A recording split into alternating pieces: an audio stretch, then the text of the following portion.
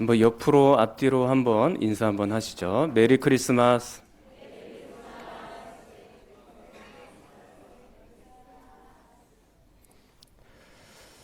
이 메리 크리스마스라는 것이 인사가 즐거운 예배 또는 행복하게 그리스도께 예배하라, 뭐 그렇게 얘기할 수 있을 것 같습니다. 그래서 지금 성탄절에는 당연히 예배드리는 것이 좋은 것이고요. 그리고 즐겁게 예배를 드려야 되는 것입니다. 그리고 우리가 또한 즐겁게 하나님의 말씀을 사랑하기 때문에 오늘 역시 늘 해왔던 방식대로 세상 얘기 쫙 빼고 오로지 하나님의 말씀만 여러분들에게 증거하도록 노력하고 애를 쓰겠습니다. 벌써 몇 년 전서부터 제가 성육신의 특징을 여러분들에게 말씀드리고 있었는데 오늘 역시 여러분들에게 성육신의 특징을 계속해서 증거하도록 하겠습니다. 본문에서 보여주는 성육신의 특징이 몇 가지가 있는데 먼저 복습부터 하도록 할게요. 첫 번째는 인간의 몸을 입고 오셨다라는 것입니다. 본문에 보면 나셨다, 잉태되었다 이런 단어들이 반복되고 있잖아요. 이런 것은 확실히 예수님께서 인간의 몸을 입고 오셨다라고 말씀하는 얘기입니다. 어떤 이단들은 어떻게 하나님이 인간의 몸을 입고 올 수 있냐, 하나님은 절대로 인간의 몸을 입을 수가 없다, 그렇게 말하는 사람들이 있어요. 그렇기 때문에 이단인 것입니다. 예수님은 참 하나님이기도 하시지만 동시에 참 사람이기도 한 겁니다. 육신을 입고 이 땅에 오셨다라는 사실이죠. 두 번째 성육신의 특징은 동정녀의 몸에서 탄생하셨다라는 것이에요. 23절로 25절을 참조하시면 됩니다. 이 동정녀라는 것은 남자를 모르고 있는 여자를 말하는 것입니다. 그러니까 동정녀에서 예수님이 탄생하셨다라는 것은 예수님이 죄가 없으시다라는 의미거든요. 그러니까 우리가 보통 생육법으로 부정 모혈을 받아서 태어난 일반 사람들은 다 죄를 갖고 태어나요. 그 죄의 DNA가 우리에게 다 있는 거죠. 그러나 예수님은 동정녀의 몸에서 탄생하셨기 때문에 죄가 없으시다라는 것입니다. 죄가 없으셔야 죄 있는 인간을 구원할 수 있겠죠. 같이 물에 빠져 있는 사람은 물에 빠진 사람을 구원하지 못합니다. 물 밖에 있는 사람이어야 물 안에 있는 사람을 구원할 수 있는 것이죠. 그런 것처럼 예수님이 죄가 없으셔야 죄에 빠진 인간을 구원해낼 수 있다라는 얘기입니다. 동정녀 탄생의 모습이죠. 자, 세 번째 성육신의 특징은 예수님은 성령으로 잉태되셨다라는 것입니다. 18절에도 있지만 20절 말씀에도 있습니다.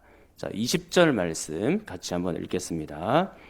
이 일을 생각할 때에 주의 사자가 현몽하여 이르되 다윗의 자손 요셉아 내 아내 마리아 데려오기를 무서워하지 말라. 그에게 잉태된 자는 성령으로 된 것이라. 아멘. 그에게 잉태된 자는 성령으로 된 것이라. 삼위일체 하나님의 역사가 지금 여기에 보이는데요. 성부 하나님은 계획하셨고 성자 예수님은 그 계획에 따라 그대로 순종하여 이 땅에 오신 거죠. 그리고 성령 하나님은 마리아의 몸에 잉태케 하신 것입니다. 그래서 성부, 성자, 성령 하나님의 모든 역사가 여기에 다 보이고 특히 성령 하나님의 역사를 도드라지게 그렇게 표현을 한 것이죠. 삼위일체 하나님의 일하심입니다. 자, 네 번째 성육신의 특징은 하나님 말씀의 성취입니다. 특히 구약 성경의 성취인데요. 22절을 보겠습니다. 이 모든 일이 된 것은 주께서 선지자로 하신 말씀을 이루려 하심이니 이르시되. 그렇죠. 선지자로 하신 말씀, 이것은 구약 성경이죠. 이 성경, 즉 구약 성경 하나님의 말씀의 성취로서 예수님께서 성육신 하셨다라는 얘기입니다. 이 마태복음에는 예수님과 관련하여 구약 성경에 있는 말씀들을 굉장히 많이 인용을 했는데요. 10번 정도 인용이 되어 있습니다. 특히 선지자로 하신 말씀을 이루려 하심이라, 이 말씀이 빈번하게 10번 정도 기록이 되어 있습니다. 자, 그만큼 구약 성경을 많이 인용했다는 말이고요. 예, 오늘 본문은 그 중에서 가장 처음 나온 구절입니다. 자, 22절, 23절 연달아서 한번 읽어볼게요. 이 모든 일이 된 것은 주께서 선지자로 하신 말씀을 이루려 하심이니 이르시되 보라 처녀가 잉태하여 아들을 낳을 것이요 그의 이름은 임마누엘이라 하리라 하셨으니 이를 번역한즉 하나님이 우리와 함께 계시다 함이라. 아멘. 자, 이 말씀은 어떤 선지자의 말씀일까요? 각주가 남아 있죠. 23절 앞에 작은 글씨로 기억이라고 돼 있잖아요. 밑으로 따라서 내려와 보면 뭐라고 돼 있습니까? 이사야 7장 14절이라고 돼 있습니다. 네, 그렇죠. 이사야 선지자가 약 700년 전에 임마누엘 예수님의 탄생을 예언하였고 이 선지자의 예언의 말씀은 그대로 이루어졌고 성취가 되었다라는 점입니다. 그러니까 예수님의 성육신은 구약 성경 말씀의 성취, 하나님 말씀의 성취, 그렇게 말씀드릴 수 있는 것입니다. 자, 다섯 번째 성육신의 특징이 무엇이냐? 그것은 예수님은 다윗 왕의 자손으로 오셨다라는 점입니다. 자, 20절 말씀 다시 보시면 이 일을 생각할 때에 주의 사자가 현몽하여 이르되 다윗의 자손 요셉아 내 아내 마리아 데려오기를 무서워하지 말라 그에게 잉태된 자는 성령으로 된 것이라. 자, 그냥 요셉아 이렇게도 부를 수 있잖아요. 근데 뭐라고 불렀어요? 다윗의 자손 요셉아 그렇게 불렀죠. 요셉은 예수님의 육신의 아버지입니다. 그 요셉의 조상을 따라가서 올라가다 보면 누구를 만나는 거예요? 다윗을 만나게 되는 거죠. 예수님 역시 다윗의 자손으로 오셨다라는 얘기입니다. 자, 우리가 지난 주일에 언약에 대해서 배웠었는데 다윗 언약은 건너뛰었잖아요. 오늘 보려고 하나님께서 예수님이 태어나시기 1000년 전에 다윗과 언약을 맺으신 장면이 나오거든요. 사무엘하 7장 12절 13절입니다. 자, 화면 보시고 같이 읽겠습니다. 내 수완이 차서 내 조상들과 함께 누울 때에 내가 내 몸에서 날 내 씨를 내 뒤에 세워 그의 나라를 견고하게 하리라. 그는 내 이름을 위하여 집을 건축할 것이요 나는 그의 나라 왕위를 영원히 견고하게 하리라. 아멘. 다윗과 이 언약을 맺은 시기는 언제라고 했습니까? 주전 1000년경에 이 언약을 맺은 것입니다. 12절에 보면 내 몸에서 날 내 씨를 내 뒤에 세워 이렇게 되어 있죠. 내 몸에서 날 내 씨. 자, 이 사람은 누굴까요? 1차적으로는 솔로몬입니다. 바로 뒷절 13절에 보면 솔로몬이 하나님의 집 성전을 건축하게 된 그런 장면이 나오지 않습니까? 그러니까 1차적으로는 솔로몬이죠. 그런데 여기서만 멈추는 것이 아니에요. 2차적으로 이분은 누구를 의미하냐면 바로 예수 그리스도를 의미한다라는 것입니다. 왜 그럴까요? 하나님께서 다윗과 이런 언약을 맺으신 이후에 약 300년 뒤에 이사야 선지자가 이렇게 예언을 했습니다. 자, 한번 성경 볼게요. 이사야 9장 6절 7절. 자, 화면 보고 또 같이 읽으면 되겠습니다. 이는 한 아기가 우리에게 낳고 한 아들을 우리에게 주신 바 되었는데 그의 어깨에는 정사를 메었고 그의 이름은 기묘자라 모사라 전능하신 하나님이라 영존하시는 아버지라 평강의 왕이라 할 것임이라. 그 정사와 평강의 더함이 무궁하며 또 다윗의 왕좌와 그의 나라에 군림하여 그 나라를 굳게 세우고 지금 이후로 영원히 정의와 공의로 그것을 보존하실 것이라. 만군의 여호와의 열심히 이를 이루시리라. 아멘. 자, 여기서 한 아기는 누굴까요? 메시아 예수 그리스도시죠. 그리고 다윗의 왕좌라는 말이 등장하죠. 그러니까 예수님을 다윗 왕과 연결시켜 놓았습니다. 그리고 또한 이사야 11장 1절에도 보니까 이렇게 되어 있습니다. 이새의 줄기에서 한 싹이 나며 그 뿌리에서 한 가지가 나서 결실할 것이요. 그렇게 되어 있죠. 이새가 누굽니까? 다윗 왕의 아버지이죠. 그 다윗으로부터 한 싹이 나고 한 가지가 나온다 그랬죠. 한 싹, 한 가지 누굽니까? 바로 예수 그리스도 메시아를 말하는 것입니다. 그러니까 방금 사무엘하 7장 12절 다윗의 몸에서 날 내 씨는, 다윗의 후손은 바로 예수 그리스도를 의미하는 것이죠. 뿐만 아닙니다. 그리고 또다시 100년 뒤에 예레미야라는 선지자가 나타나서 이렇게 예언을 합니다. 예레미야 23장 5절 말씀 같이 읽겠습니다.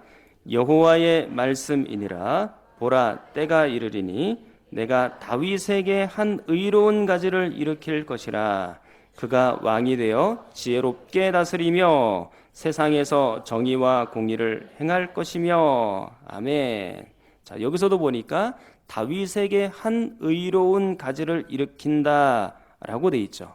이분이 누구예요? 메시아 예수 그리스도인 것입니다. 방금 사무엘하 7장 12절 다윗의 씨, 곧 다윗의 후손을 말하는 것입니다. 자, 이렇게 구약에서는 다윗과 예수님이 계속해서 연결이 되고 있죠. 심지어 다윗은 1000년 뒤에 오실 예수님을 바라보면서 그 예수님을 주님이라고 부른 적이 있습니다. 시편 110편 1절을 볼게요. 시편 110편 1절 여호와께서 내 주에게 말씀하시기를 내가 내 원수들로 내 발판이 되게 하기까지 너는 내 오른쪽에 앉아 있으라 하셨도다. 자, 이 시편 110편은 다윗의 시입니다. 호칭에 여러분들이 주목을 하셔야 돼요. 자, 호칭을 잘 보시면 여호와께서 내 주에게 말씀하시기를 이렇게 돼 있거든요. 이건 성부 하나님과 성자 예수님의 대화예요. 자, 여호와는 누굽니까? 성부 하나님이시죠. 그러면 내 주님은 누구예요? 성자 예수님을 말하는 것이에요. 그러니까 지금 다윗이 성부 하나님과 성자 예수님이 대화하는 모습을 체험하고 본 거예요. 그래서 지금 다윗은 예수님을 뭐라고 고백하고 있나요? 내 주님이라고 고백하고 있지 않습니까? 그러니까 다윗은 1000년 뒤에 오실 예수님을 향하여 내 손주 중 하나야, 그냥 내 자손 중 하나야, 그렇게 얘기하지 않으셨죠? 뭐라고 얘기했습니까? 나의 주님이라고 말할 정도입니다. 그러니까 다윗은 이미 예수님이 인류를 구원할 메시아 예수 그리스도라는 사실을 알고 있었던 것이죠. 이 외에도 구약에는 메시아 예수님에 대한 예언이 많이 있으며 또 예수님과 다윗은 계속해서 연결이 됩니다. 그러다가 드디어 다윗 이후에 1000년 뒤 예수님은 다윗의 자손으로 오신 거죠. 마태복음 1장 1절을 보십시오. 아브라함과 다윗의 자손 예수 그리스도의 계보라. 자, 마태복음 1장은 예수님의 족보이죠. 그런데 시작하자마자 누구의 이름이 나옵니까? 아브라함도 나오고 또 누구도 나와요? 다윗도 나오고 있잖아요. 그러니까 구약 성경에서 계속 예수님과 연결되었던 그 이름, 다윗의 이름이 신약 성경 시작하자마자 바로 첫 줄에 딱 남아 있는 겁니다. 예수님은 다윗의 자손으로 오셨다라는 말씀이죠. 자, 이것은 1장 17절에도 계속해서 강조가 되는데 다윗의 이름이 강조돼요. 자, 17절 말씀 또 읽겠습니다. 그런즉 모든 대수가 아브라함부터 다윗까지 14대요 다윗부터 바벨론으로 사로잡혀 갈 때까지 14대요 바벨론으로 사로잡혀 간 후부터 그리스도까지 14대더라. 아멘. 그러니까 다윗의 이름이 지금 2번 강조되고 있죠.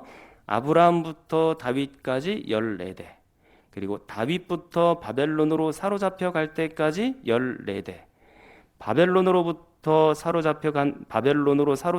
사로잡혀 간 후부터 그리스도까지 14대. 그렇게 되어 있죠. 지금 예수님의 족보에 있어서 이 다윗 왕을 중심으로 14대로 딱딱딱 끊어 놓은 것이에요. 비록 14대로 끊어 놓기는 했는데 중간중간 비어있는 족보, 비어있는 사람들이 상당히 많습니다. 그럼에도 불구하고 다윗을 중심으로 해서 중간에 족보를 생략하면서까지 14대로 14로 그렇게 끊고 있거든요. 왜 그랬을까요? 왜 이렇게 14대로 14로 끊어 놓았을까요? 그것은 게마트리아라는 방식으로 표기를 한 겁니다. 이 게마트리아라는 게 뭐냐면 이 히브리어의 단어나 문장을 숫자로 표현을 한 거예요.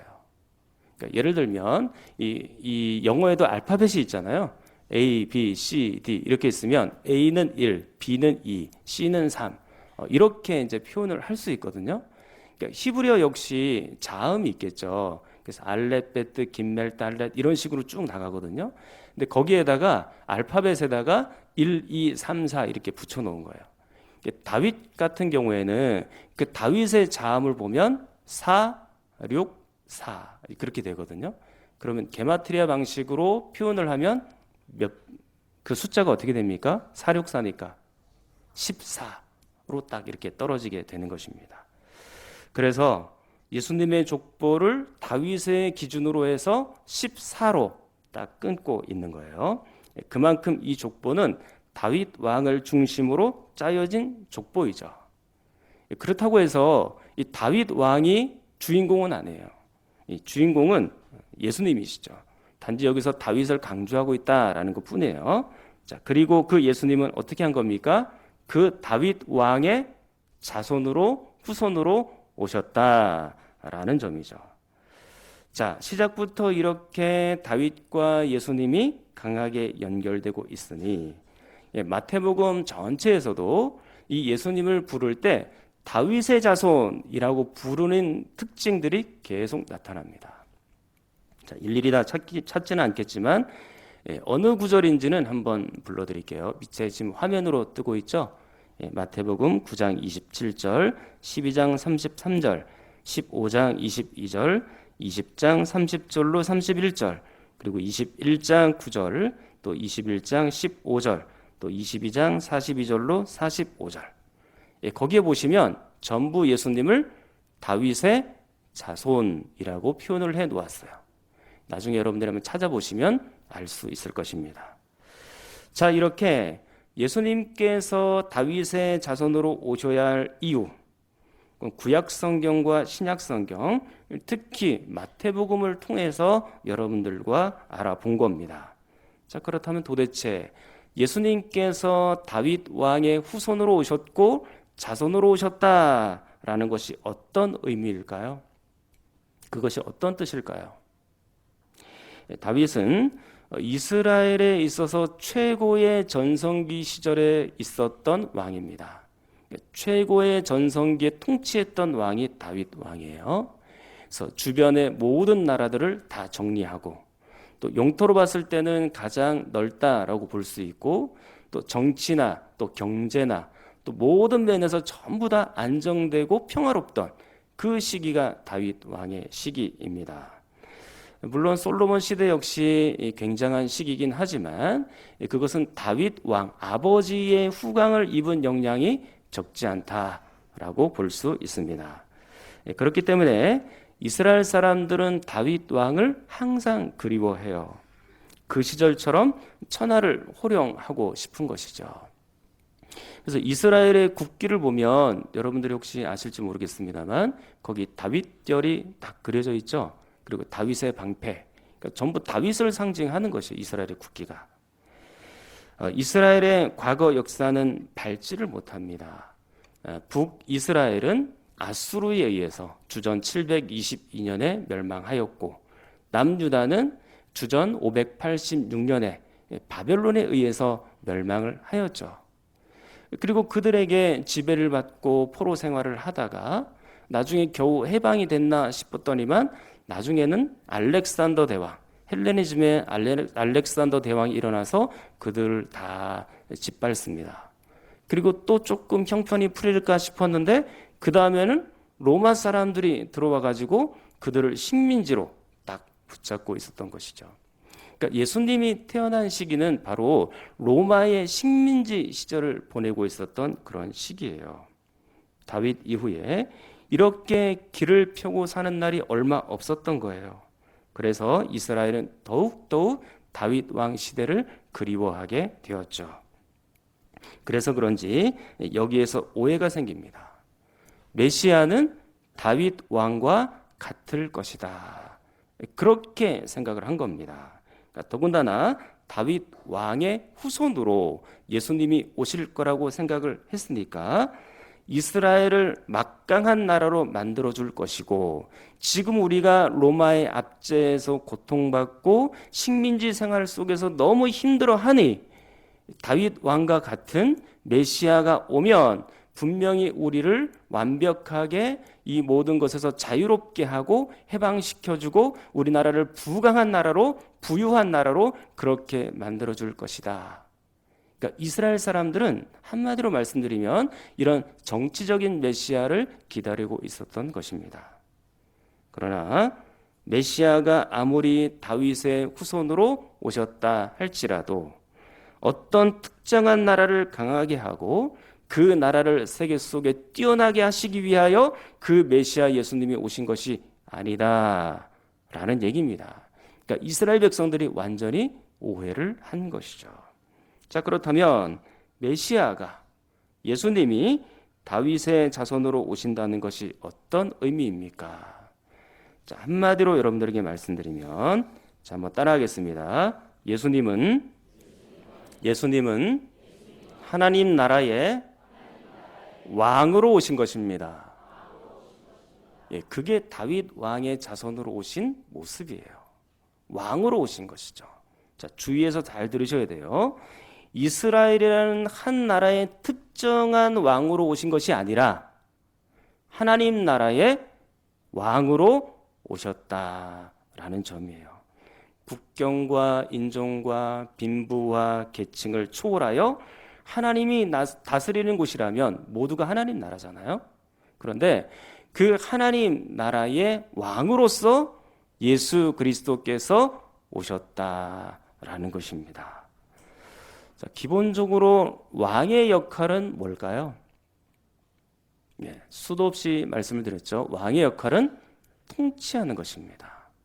그 영토, 자기의 나라를 통치하고 다스리는 것이에요. 그리고 그 나라에 속한 백성들을 보호하는 것이죠. 적어도 이스라엘 왕은 그래요. 자기만 잘 먹고 잘 살고 권력을 누리고 그렇게 하다가 끝. 그게 아닙니다. 이스라엘 나라의 왕은 하나님을 대리하여 하나님 말씀으로 그 나라를 쫙 통치하고 다스리고, 그리고 하나님 말씀대로 그 백성들을 인도해내고, 그리고 하나님 말씀 안에서 그들을 보호하는 역할, 그게 바로 이스라엘 나라의 왕의 역할이에요.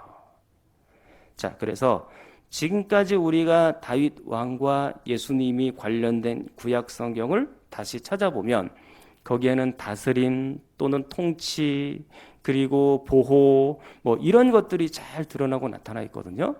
자, 뭐 우리가 쭉 살펴보았었는데 한번 생각해 볼게요. 사무엘하 7장 12절 13절 다시 보십시오. 자, 한 번 더 읽겠습니다.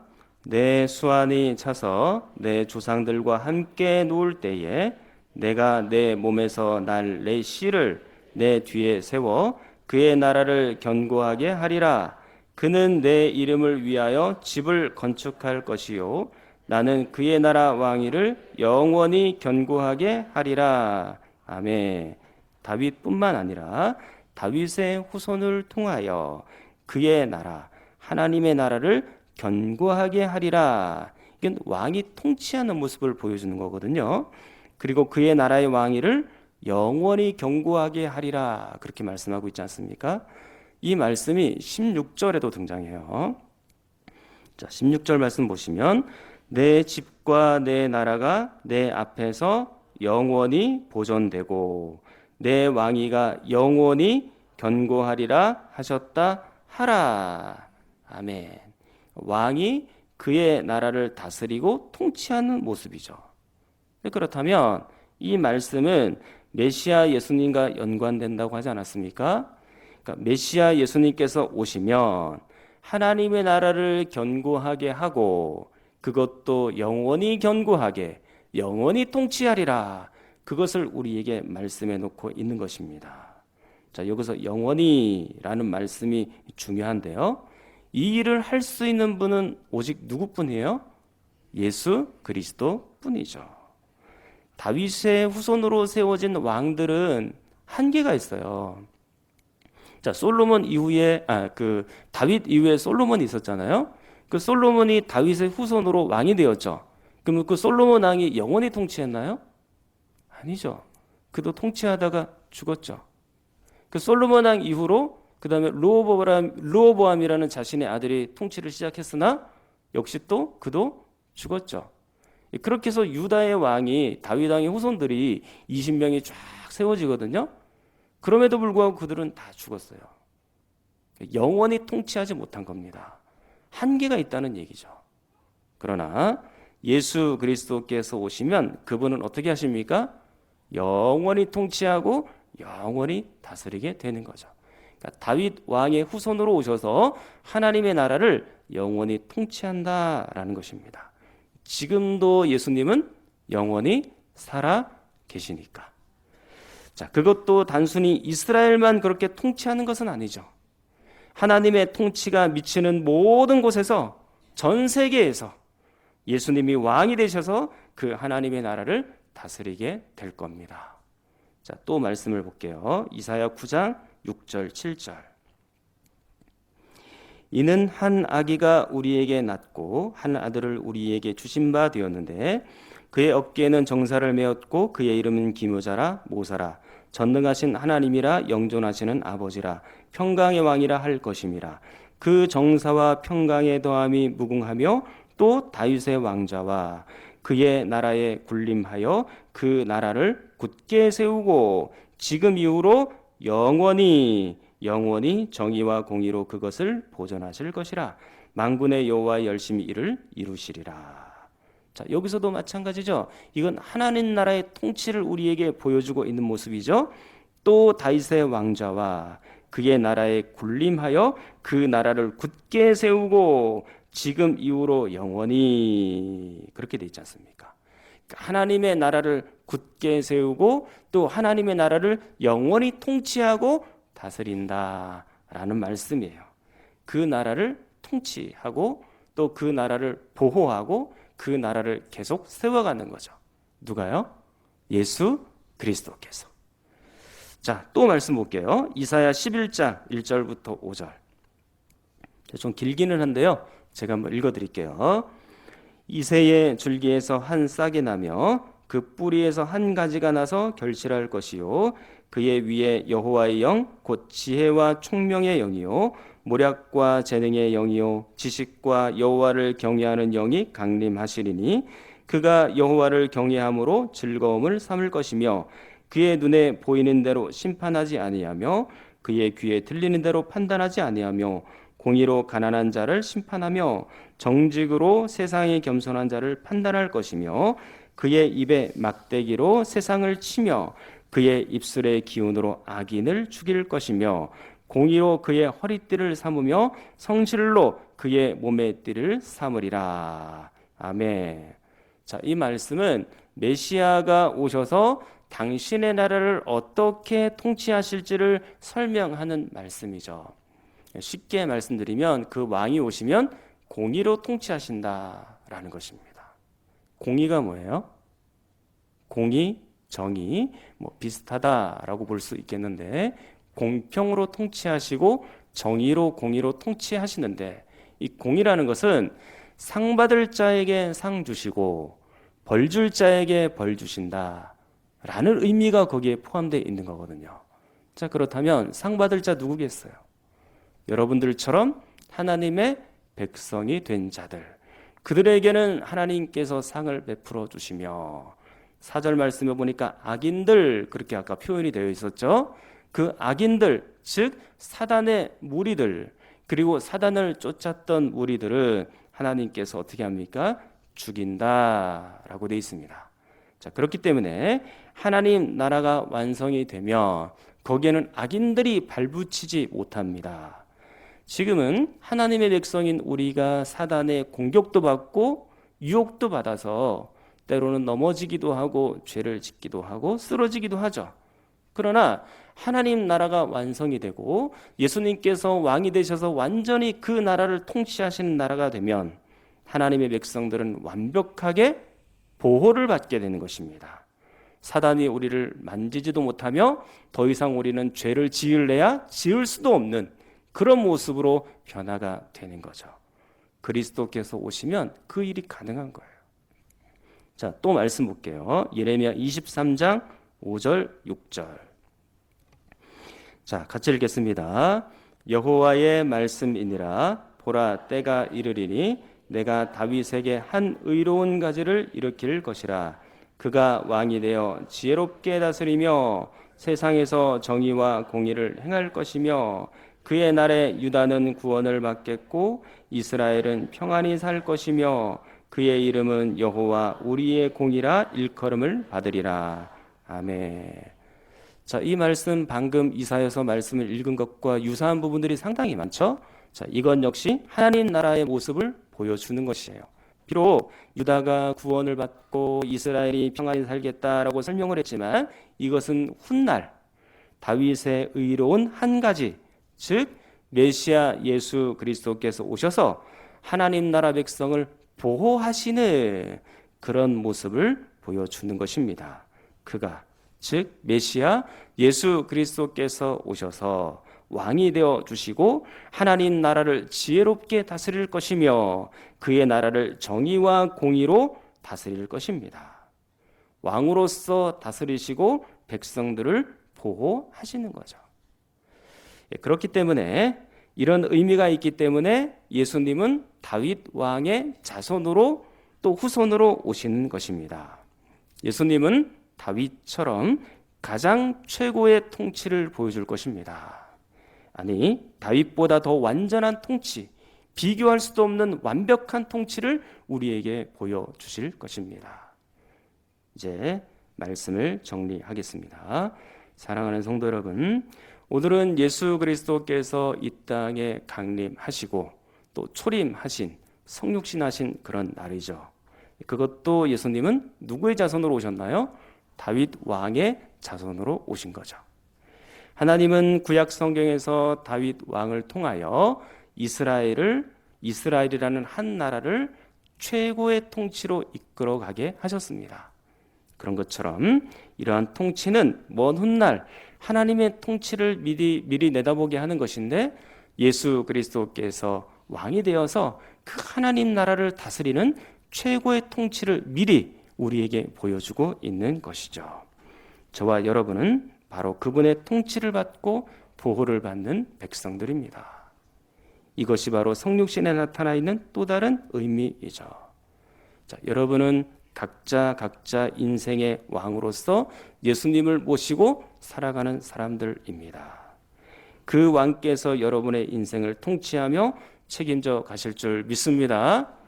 그러니까 두려워하지도 마시고 겁을 내지도 마시고 무서울 것도 없습니다. 그저 왕의 통치를 따라 왕의 인도를 따라 살면 되는 것입니다.